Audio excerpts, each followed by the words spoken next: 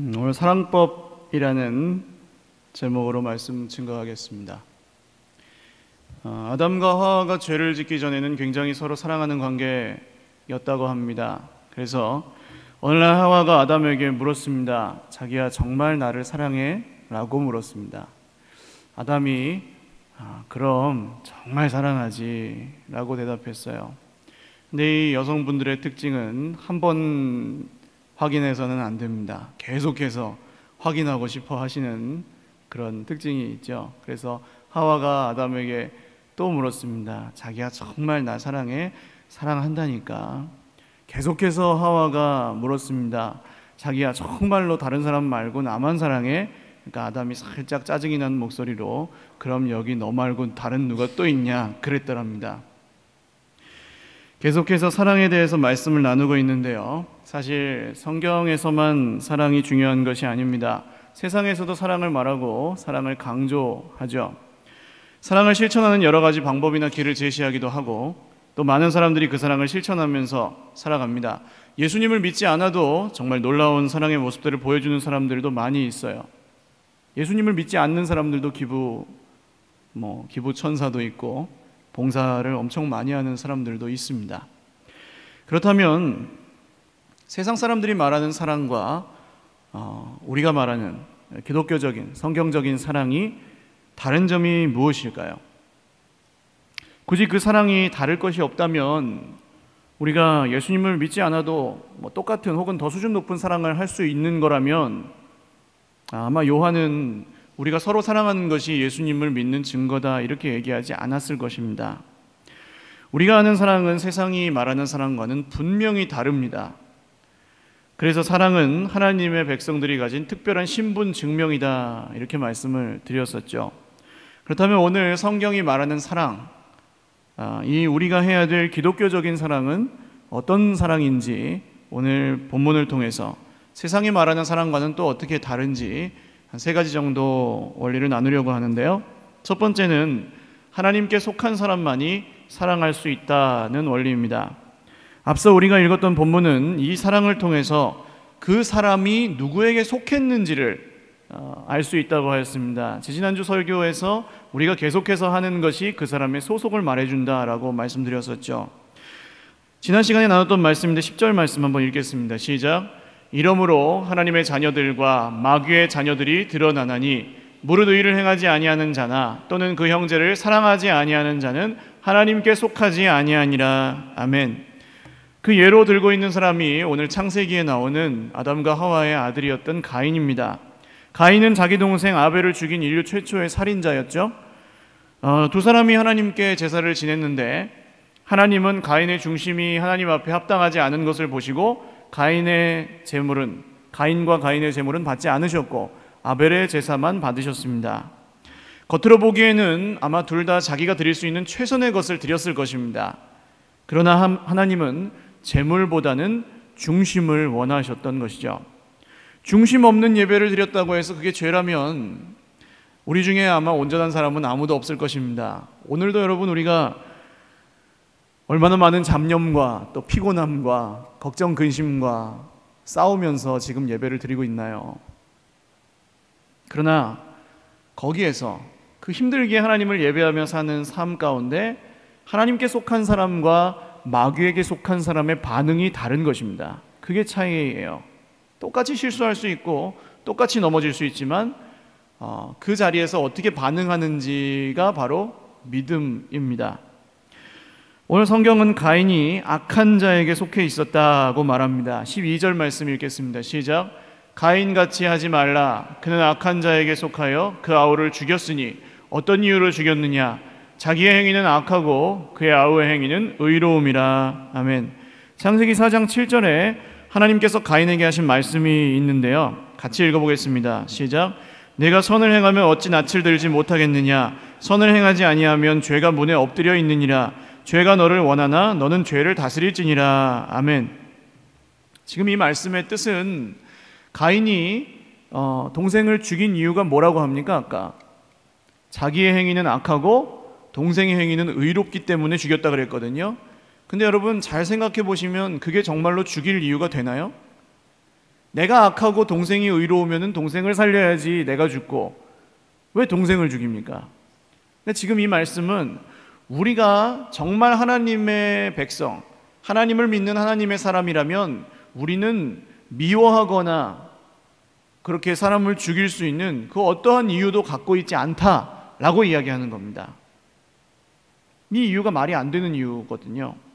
또 하나님께서 이 가인이 범죄하기 전에 이미 이 말씀을 하신 것입니다. 이 말씀을 듣고도 가인은 악한 자에게 속했기 때문에 자기 친동생이었던 아벨을 죽이는 방법으로 반응을 합니다. 하나님의 말씀을 들었지만 호시탐탐 나를 삼키려고 문 앞에 엎드려 있던 죄에게 침범당하고 그 죄를 다스리지 못했습니다. 죄에 내 몸을 맡겨버렸습니다. 여기서 실종된 것이 바로 사랑입니다. 사랑. 하나님을 사랑하지 못하니까 하나님의 말씀이 들리지가 않았고 형제를 사랑하지 못하니까 자기 친동생을 죽인 것이죠. 이 모든 것이 어디서 시작됐는가 하면 하나님께 속하지 않는 데서 시작되었다고 하는 것입니다. 가인은 하나님을 믿는 사람이었습니다. 그래서 제사도 드렸어요. 그러나 오히려 그 제사 안에서, 여러분 제사 하나님께 드리는 예배가 얼마나 좋은 것입니까? 근데 거기서 죄가 싹트고 질투에 사로잡히고 그것이 살인이라는 죄까지 연결되고 말았습니다. 그 이유는 단 한 가지, 가인이 하나님께 속하지 않고 악한 자에게 속하였기 때문이다 라고 오늘 성경이 말씀합니다. 우리가 세상이 말하는 대로 어떤 기술적이고 방법적인 사랑을 하려고 애쓰기 전에 먼저 생각하셔야 될 것이 바로 이 점입니다. 하나님께 속하는 것. 악한 자에게 속하여 있는 한 우리가 아무리 사랑의 행위를 한다고 할지라도 그 행위에는 한계가 있습니다. 그 가인이 예배드렸지만 하나님께 속하지 않았을 때 하나님의 말씀을 불순종하게 되었고 결국 죄에 사로잡혀 버리고 말았습니다. 사랑하는 여러분, 단순히 이 사랑하라는 명령은 내가 그냥 교회에 나오고 안 나오고 그것보다 먼저 우리에게 생각하게 하는 것은 지금 내 인생이 하나님께 속하여 있는가를 돌아보라고 하는 하나님의 물음이신 것입니다. 그러면 어떤 사람이 하나님께 속한 사람인가라는 질문에 답을 해야 되겠죠. 이게 두 번째로 드릴 말씀인데요. 예수 그리스도를 믿는 사람만이 사랑할 수 있습니다. 예수님을 믿는 사람이 하나님께 속한 사람입니다. 그래서 예수님을 믿는 사람만이 사랑할 수 있어요. 16절 말씀을 같이 읽어보겠습니다. 시작. 그가 우리를 위하여 목숨을 버리셨으니 우리가 이로써 사랑을 알고 우리도 형제들을 위하여 목숨을 버리는 것이 마땅하니라. 아멘. 그가 우리를 위하여 목숨을 버리셨다라는 말이 나옵니다. 여기서 그는 예수님이죠. 예수님이 우리를 위하여 목숨을 버리셨기 때문에 우리가 사랑을 알게 되었습니다. 즉 바꿔 말하면 예수님이 나를 위해 목숨을 버리셨다는 사실을 믿지 않는 사람은 사랑을 모르는 사람입니다. 왜 그렇습니까? 예수님이 하나님의 사랑이기 때문에 그렇습니다. 지금은 돌아가신 오카는 목사님이라는 분이 계십니다. 한국교회 굉장히 존경할 만한 어른인데요. 이분의 생전의 그 모든 말씀들과 또 삶들을 영화로 만든 다큐멘터리 영화가 작년에 상영을 했었습니다. 저도 작년에 보았는데요. 영화 중간에 목사님의 설교 영상이 나오는데 이런 말씀을 하시더라고요. 모든 그리스도인이 하루에 10분만 십자가를 묵상한다면 왜 교회가 바뀌지 않겠습니까? 우리가 단 10분만이라도 십자가를 깊이 생각한다면 왜 세상이 변하지 않겠습니까? 굉장히 안타까워하시면서 말씀하셨어요. 어떤 분들은 십자가를 대할 때 무거운 짐으로 생각합니다. 사실 그렇습니다. 십자가는 정치범이나 흉악범들 중에서도 최악의 사형수가 져야 되는 형벌이었습니다. 보통은 반란을 일으킨 노예를 벌하고 그 다른 노예들에게 겁을 주기 위해서 사용하는 형벌이 십자가형이었습니다. 그런데 죄 없으신 예수님께서 십자가를 지셨죠. 세상 사람들은 여기서부터 걸리는 것입니다. 왜 하나님의 아들이라는 양반이 이 땅에 인간의 몸을 입고 온 것도 이해가 안 가는 일인데 거기에 더해서 그 죄도 없다면서 왜 십자가를 져야 했느냐? 왜 그렇게 참혹한 형벌을 받아야 됐느냐? 전능한 하나님의 아들이 왜 그렇게 어려운 방법으로 우리를 구원해야 됐느냐라는 질문을 세상 사람들은 우리에게 던집니다. 그래서 예수님 당시 유대인들은 예수님에게 계속해서 이렇게 말했죠. 십자가에 달리신 예수님에게 네가 하나님의 아들이거든 지금 십자가에서 내려와 보거라, 조롱하면서 이야기했습니다. 그러나 예수님은 내려오지 않으셨습니다. 십자가에서 죽으셨죠. 내려올 능력이 없어서 내려오지 않으신 것이 아닙니다. 예수님이 12군단도 더 되는 천사를 불러서 지금 저 제사장들과 유대인들을 벌할 수 없는 그런 능력 없는 분이어서 안 내려오신 게 아니라고요. 예수님은 우리를 사랑하시기 때문에 그 자리에 그냥 계셨습니다. 예수님은 도저히 십자가 위에서 사랑할 수 있는 형편도 아니었고 사랑할 수 있는 환경도 아니었습니다. 그리고 우리는 그 사랑을 받을 만한 자격이 있는 사람들도 아니었습니다. 그러나 예수님은 끝까지 십자가 위에 계셔서 그 위에서 죽으셨습니다. 이것이 하나님의 사랑이었다고요. 오늘 성경은 분명히 하나님께 속한 자가 있고 마귀에게 속한 자도 있다고 이야기합니다. 중간쯤에 있는 사람은 없어요. 형제를 미워하기만 해도 살인하는 자라고 합니다. 마귀에게 속했다는 것이죠. 이 말씀 앞에서 우리는 여러분 어떠십니까? 이 말씀은 굉장히 우리를 불편하게 만드는 말씀이죠. 이 말씀 안에서, 이 말씀 앞에서 우리는 절망할 수밖에 없어요. 하루에도 몇 번씩 우리는 다른 사람을 미워할 일이 생겨야 안 생겨요? 미워할 일이 생깁니까? 안 생깁니까?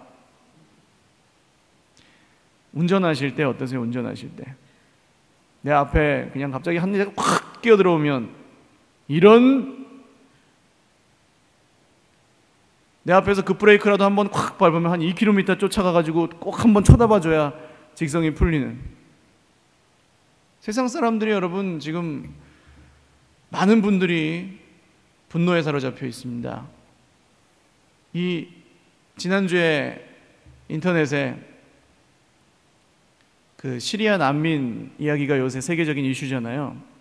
이 시리아 난민 아버지와 딸이 막 이렇게 군인들을 피해서 도망가고 있는데 한 기자가 그 난민들의 발을 거는 그런 사진이 올라와서 아주 세계적인 지탄을 받았습니다. 물론 잘못했죠. 그런데 이 세계인들의 그 분노를 감당해야 됐던 그 기자를 생각해 보면 또 정말 그렇게까지 해야 되는가 하는 생각이 듭니다. 여러분, 우리가 나도 모르게 남을 미워할 일이 생기고 나도 모르게 화가 나고 마음속에 악한 생각을 품기도 합니다. 미워할 만하면 미워하기도 하고 욕할 만하면 욕을 하기도 하죠. 하나님을 믿는 믿음과 상관없이 이것이 우리 마음대로 되지 않습니다. 어찌 보면 불가능한 일인 것 같습니다. 그러나 성경은 분명히 우리에게 사랑하라고 명령합니다. 사랑하지 않으면 마귀에게 속한 자라고 말합니다. 그때 그 다음이 중요하다는 것입니다. 그럴 수 있어요. 그런 마음이 순간적으로 들 수 있고 그런 미움이 우리 마음에 순간적으로 찾아올 수 있습니다. 그러나 거기서 많은 분들이 사랑하기를 포기해요. 가인처럼 말입니다. 사람이 어떻게 그렇게 살 수 있어? 하면서 자기를 합리화시키기도 합니다. 그리고 그냥 자기가 살던 대로 세상의 방식을 따라서 사랑할 만하면 하고 미워할 만하면 미워합니다. 아니면 관심을 끊던지요. 그러나 이런 세상의 방식을 따라서 사랑하는 한 행복한 가정은 만들어질 수가 없는 것입니다.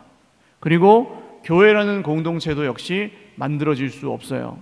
여러분, 결혼을 해서 살아가시다 보면 사랑만 해서 결혼하셨을지라도 살아가다 보면은 사랑스럽지 않은 부분들이 보이게 되어 있습니다. 예수님하고 살지 않는 한 아마 모든 가정이 그러실 것입니다. 그런데 그런 사랑스럽지 않은 부분들 때문에 갈등이 생길 때 우리가 어떻게 반응할 것인가를 오늘 예수님이 묻고 계시는 것입니다. 너희가 정말 하나님께 속한 자라면 사랑스러운 사람만을 사랑하고 나에게 잘해주는 사람만을 사랑하는 것이 아니라 미워할 만한 사람도 사랑하고 세상에서 욕먹을 만한 사람도 사랑하는 것이 내가 너희에게 가르쳐준 사랑이 아니냐라고 묻고 계시는 것이죠. 그 사랑이 있어야 가정은 정말 행복한 가정이 되는 것이고, 그 사랑이 우리 안에 있어야 교회라는 곳이 성립하는 것입니다.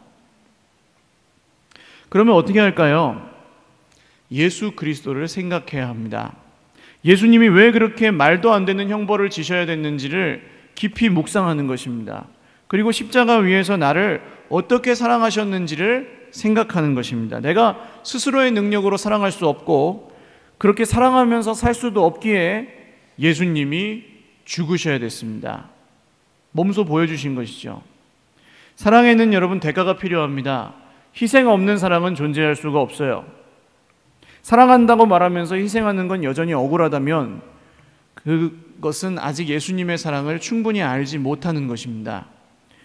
사랑하는 여러분, 내 힘으로 사랑할 수 없을 때, 그 사랑 때문에 감당해야 되는 희생이 억울하게 느껴질 때 예수님의 십자가를 깊이 묵상하시기를 바랍니다.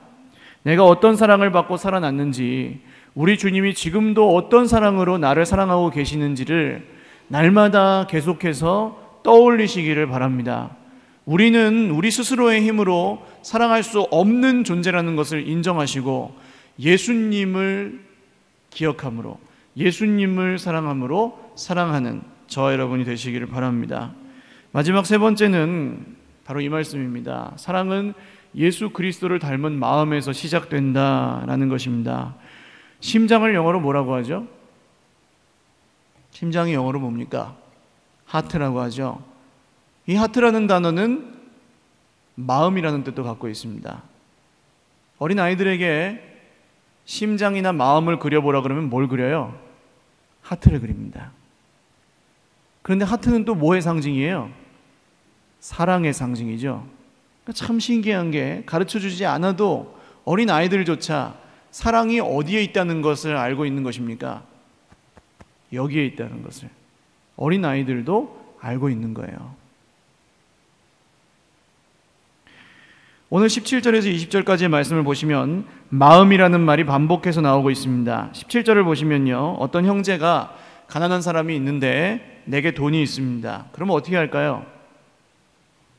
어떻게 하면 되죠? 도와주면 되죠. 도와주면 잘하는 것이고, 안 도와주면은 좀 자비와 긍휼이 부족한 것이고 사랑이 부족한 것이고 그렇잖아요. 이것은 세상의 원리입니다. 세상에서도 이런 얘기를 하잖아요. 그런데 중요한 것은 주님이 먼저 보시는 건 다릅니다. 주님이 먼저 보시는 것은 도와줬는지 도와주지 않았는지 여부를 먼저 보시는 게 아니고, 주님은 먼저 무엇을 보십니까? 마음을 보신다는 거예요. 마음. 그래서 17절에 보시면 뭐라고 써 있습니까? 도와줄 마음을 닫으면, 그러니까 도와주고 안 도와주고 문제가 아니고 이미 그 마음을 품지 않은 것부터가 사랑이 없는 거라고 말씀하고 계시는 거예요. 마음으로부터 우러난 사랑을 오늘 18절에서 이렇게 표현합니다. 아마 오늘 본문 중에서 가장 많이 기억하고 계실 구절인 것 같은데요. 같이 한번 읽어보겠습니다. 시작. 자녀들아, 우리가 말과 혀로만 사랑하지 말고 행함과 진실함으로 하자. 아멘. 참 좋네요. 한 번 더 읽겠습니다. 자녀들아, 우리가 말과 혀로만 사랑하지 말고 행함과 진실함으로 하자. 아멘. 행함과 진실함으로 하는 사랑, 이 말이 주는 울림이 참 좋습니다. 그러나 이 말씀을 그냥 읽었을 때, 그래, 입으로만 사랑한다는 말만 하지 말고 진짜 행동으로 보여줘야지, 이렇게 여기고 쉽게 그냥 넘어가기가 쉽습니다. 이런 이야기는 세상에 소위 말하는 사랑법들도 많이 이야기하는 얘기죠. TV를 봐도 여러분 하루에 한 번 이상은 이런 얘기 나오잖아요. 뭐 부부 클리닉, 사랑과 전쟁, 뭐 속풀이쇼, 동치미, 이런 보셨습니까 여러분? 여기서 하는 얘기가 사랑한다고 말은 하면서 실제로 해주는 건 아무것도 없다. 누가요? 우리 남편이, 우리 아내가. 이런 이야기만 하루 종일 TV에서 합니다. 그렇다면 아까 처음에 드린 질문에 우리가 답을 해보려고 하는 거예요. 기독교적인 사랑, 성경적인 사랑과 그 사람들이 말하는 세상의 사랑이 다른 점이 뭐냐는 겁니다. 말만 하지 말고 행동으로 하라는 건 세상에서도 말한다는 거예요.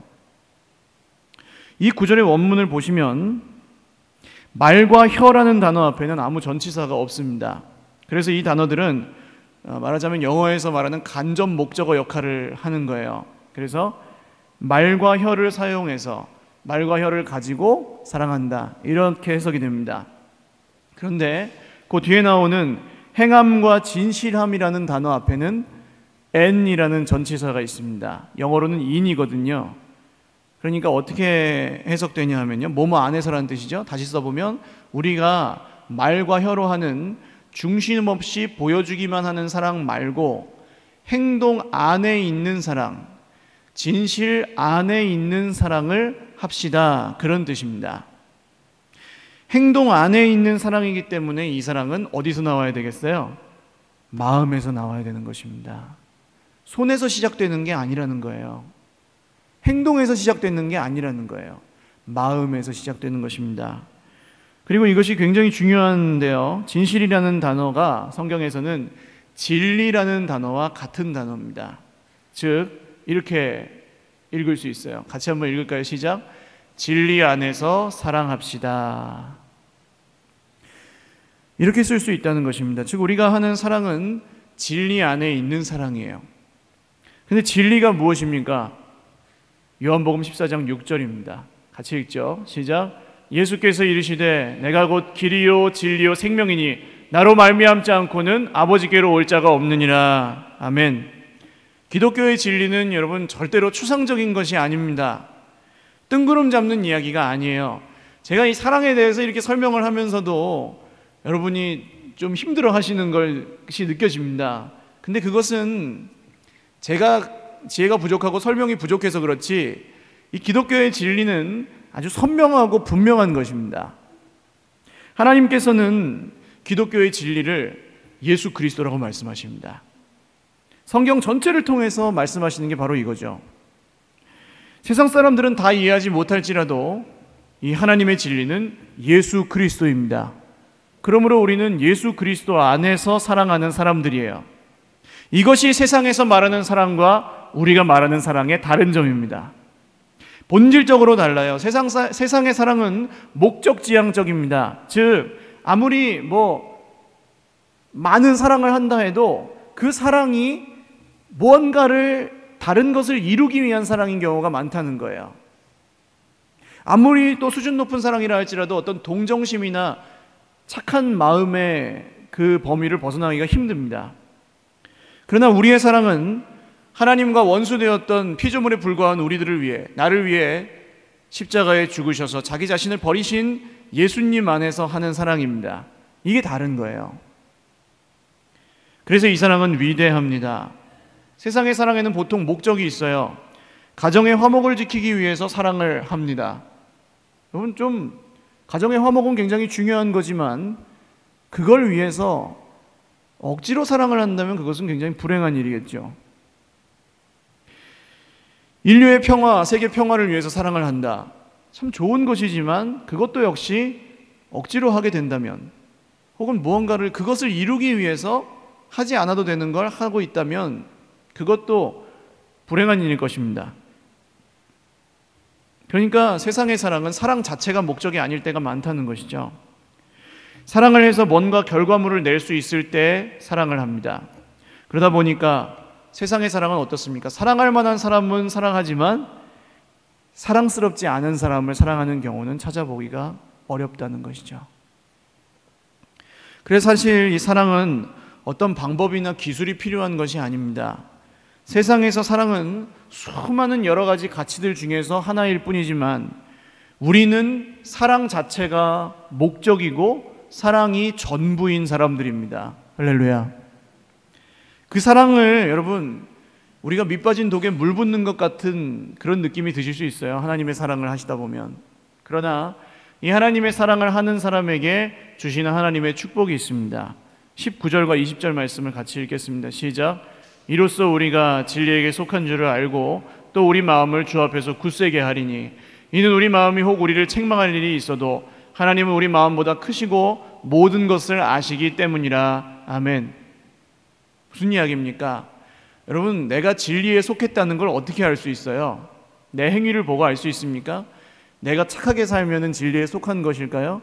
내가 성경 지식이 늘어나거나 기도를 지금보다 더 많이 하게 되면 내가 진리 안에 속해 있는 걸까요? 그것을 확신할 수가 없습니다. 그런 걸로. 그런데 하나님의 사랑이 그 안에 있어서 그 사랑으로 형제를 사랑하고 하나님을 사랑하는 사람은 진리에 속했다는 것, 자기가 진리에 속해 있다는 것을 확신하게 된다는 거예요. 또 자기 마음이 주 앞에서 굳세게 된다고 했습니다. 여러분, 우리가 하나님에게서 멀어지는 이유는 뭔가요?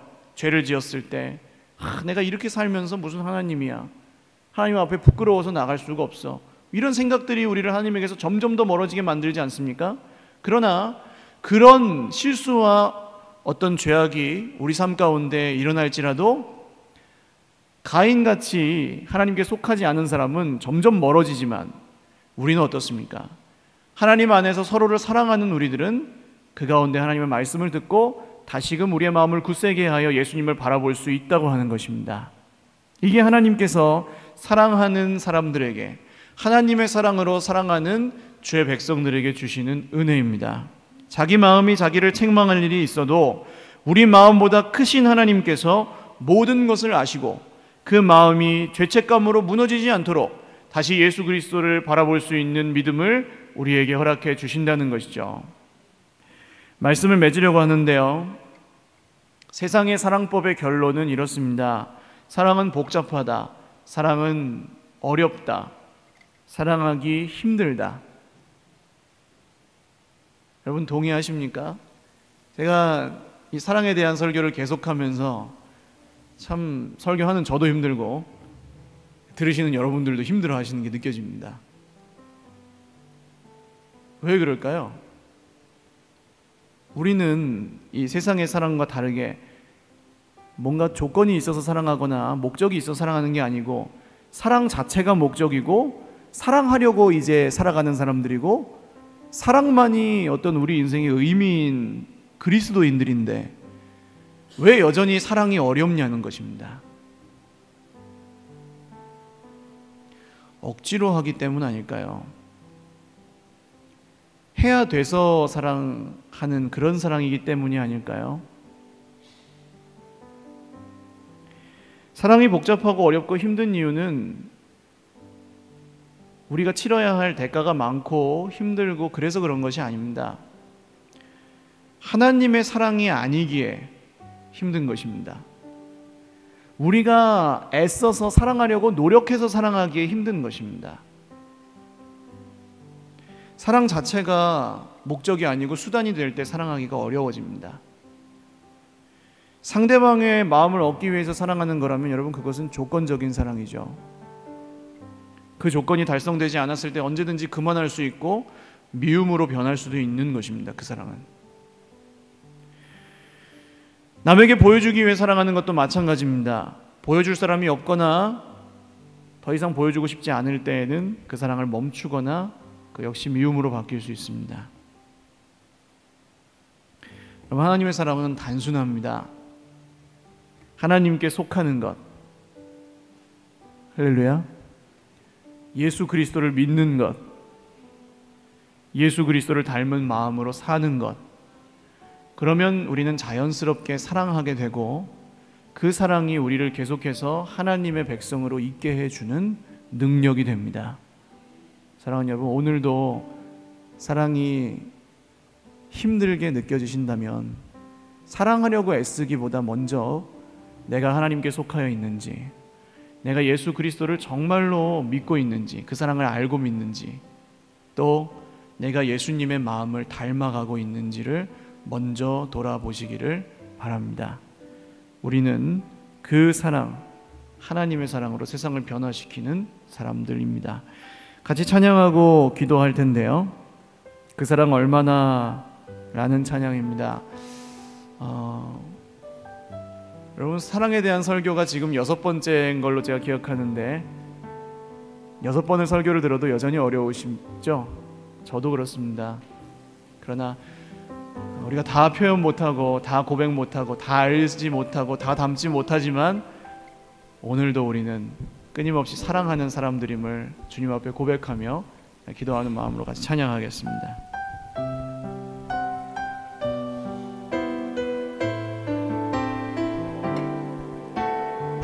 다 표현 못해도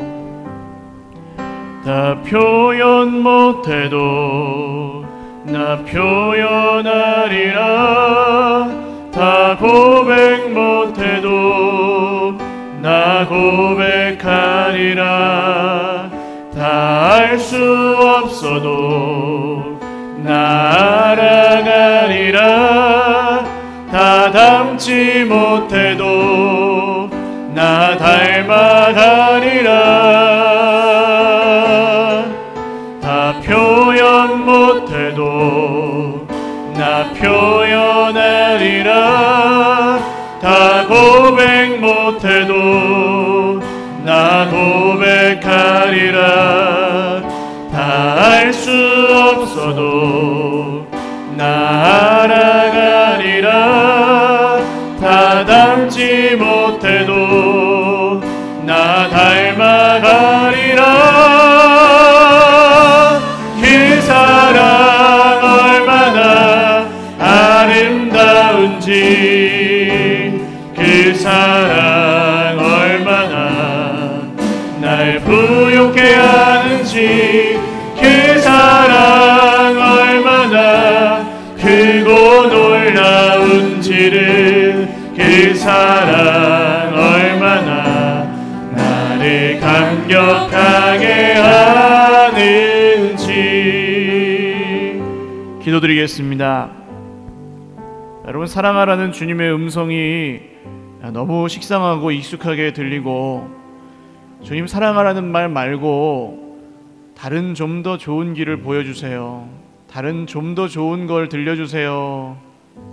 사랑하라는 말씀은 지루하고 다른 무언가를 더 원하고 계신다면 여러분, 지금 마귀에게 우리가 미혹되고 있는 것일 수도 있습니다. 마귀는 우리가 하나님께 속하지 못하게 하기 위해 끊임없이 일해라, 열심히 봉사해라, 기도 열심히 하고 찬양하고 예배하고 너희들 하고 싶은 거 다 해라. 그러나 사랑 없이. 오늘 우리가 하나님의 말씀을 들었습니다.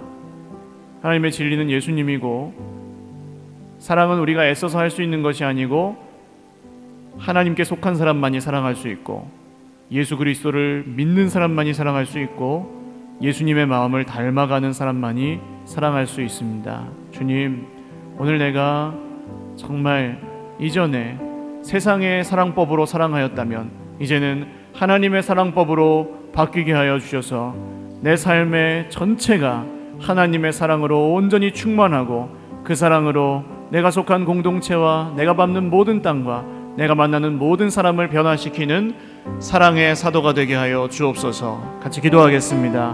하나님 아버지, 감사합니다. 오늘 그 사랑에 감격한 하나님의 백성들이 주님 앞에서 사랑하며 살기를 결단합니다. 주님, 형편되지 않아도, 환경이 되지 않아도, 사랑할 만하지 않아도, 사랑스럽지 않아도 우리는 그 사랑을 하며 살아가는 사람들입니다. 사랑의 전문가들입니다. 주님, 오늘 예수님의 사랑 안에서 그렇게 사랑할 수 있도록 인도하여 주시옵소서. 하나님의 사랑이 우리 안에 있어서 그 사랑으로 형제들을 사랑하고, 그 사랑으로 세상을 사랑하고, 그 사랑으로 하나님을 사랑하며, 그 사랑으로 이웃을 사랑하고, 그 사랑으로 자기 자신을 사랑하는 하나님 나라의 올바른 사랑의 관계들이 회복되게 하여 주시옵소서. 하나님, 참 어렵고 힘든 길입니다. 그러나 우리가 하나님께 속하여 있을 때, 예수님을 믿을 때에, 또한 예수님의 마음을 닮아갈 때에 우리가 사랑할 수 있게 되는 줄로 아오니, 주여 오늘 그 은혜를 허락하여 주시옵소서. 한 번 더 기도할 때 여러분, 하나님의 사랑, 예수 그리스도가 필요한 내 주변의 분들과 또 나 자신을 위해서 기도하셨으면 좋겠습니다.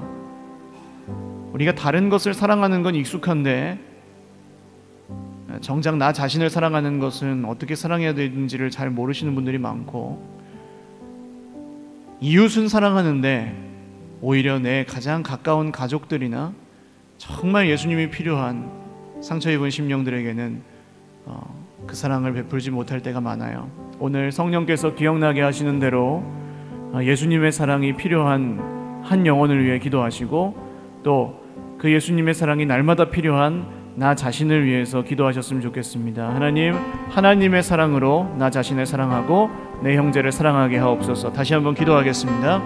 하나님 아버지 감사합니다. 주님을 바라봅니다. 예수님의 사랑이 필요한 형제와 자매를 위하여 기도합니다. 정말 예수님을 알았으면 좋겠고 예수님을 믿었으면 좋겠는데 그 사랑을 온전히 전하지 못하고 온전히 보여주지 못하고 있는 나 자신도 불쌍히 여겨주셔서 하나님, 내가 하나님의 사랑으로 나를 사랑하고 하나님의 사랑으로 온전히 나를 사랑하고 한자님의 사랑으로 온전히 형제를 사랑할 때 그 사랑이 세상을 변화시키고 그 사랑이 나를 숨쉬게 하며 그 사랑이 정말 나를 하나님 안에 거하고 그것이 우리 신분 증명과 표지가 될 수 있도록 주여 그 사랑 안에 사로잡혀 그 사랑으로 세상을 변화시키는 그 사랑으로 가정을 변화시키는 하나님의 사람들, 하나님의 백성들이 더욱 되게 하여 주시옵소서. 존귀하신 하나님 감사합니다.